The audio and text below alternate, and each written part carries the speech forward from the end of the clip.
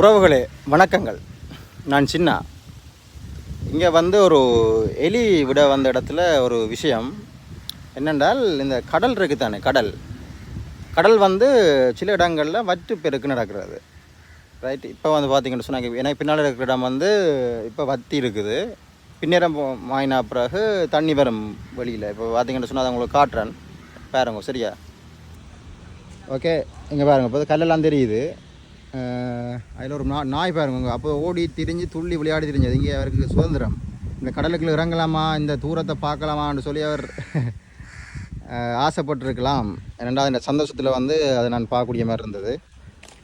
அதனால் பார்த்தீங்கன்னு சொன்னால் நான் இங்கே பாருங்க இறங்கி நடந்து திரிகிறேன். இந்த இதில் கரை ஒரு கொஞ்ச நேரத்தால் தண்ணி வந்துடுவீங்க. அப்படி பின்னேரமாக நான் அப்புறம் இதுக்குள்ளே தண்ணி வந்துடுவீங்க. இறங்கி நடந்து எல்லாம் தெரியாது, ஆழமாக வந்துடும். அதான் நீங்கள் பாருங்கள், இதில் உயர்த்தி காட்டியிருக்கிறாங்க. இதெல்லாம் குப்பைகள் போட்டிருக்கணும், இப்படி செய்யக்கூடாது. ஓகே, அதான் நீங்கள் பாருங்கள், இந்த உயரத்துக்கு வரும் தண்ணி. இந்த வட்டு பெருக்கு என்னத்தினால உருவாகிறது, வட்டு பெருக்கு என்ன விஷயம்ன்றது யாரும் தெரிஞ்சுமென்னு சொன்னால் சொல்லுங்க. ஒரு எனக்கும் அறிகிறதுக்கு ஆர்வமாக இருக்குது. ஏன் இந்த வட்டு பெருக்குகள் கடலில் இடம்பெறுகின்றன என்பது சம்பந்தமான ஒரு விளக்கம் எனக்கு தேவைப்படுது. இங்கே பாருங்கள், கல்லெல்லாம் தெரியுது. ஒரு சுனாங்க ஒரு கொஞ்சம் நேரம் ஒரு பின்னர் டைம் இல்லாமல் ஃபுல்லாக தண்ணியாக இருக்கும். அப்போ இப்படியெல்லாம் நாய் இல்லாமல் இப்போ ஓடி திரிய இல்லாது, விளையாட இல்லாது. பாருங்கள், அந்த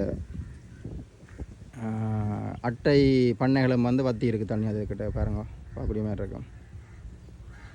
ஓகே, இது என்ன, இந்த வட்டு பெருக்கண்டால் என்ன சம்மந்தமாக தெரிஞ்சால் சொல்லுங்க. ரைட். இதான இந்த வீடியோ. சின்ன ஒரு கேள்வி என்கிட்ட இருந்தது, அதுக்காக உங்கள்கிட்ட ஒரு தகவலை அறிகிறதுக்காக இந்த பதிவு. தெரிந்தவர்கள் வட்டுப்பெருக்கு என்றால் என்ன, ஏன் இப்படி நடக்குது, வட்டுப்பெருக்கு ஏன் நடக்குதுன்றது சம்மந்தமாக தெரியும் என்று சொன்னால் ப்ளீஸ் எனக்காகவும் பார்க்குற இளைஞர்களுக்காகவும் பதிவிடு செய்யுங்கள். ஓகே, சந்திப்போம். பாய்.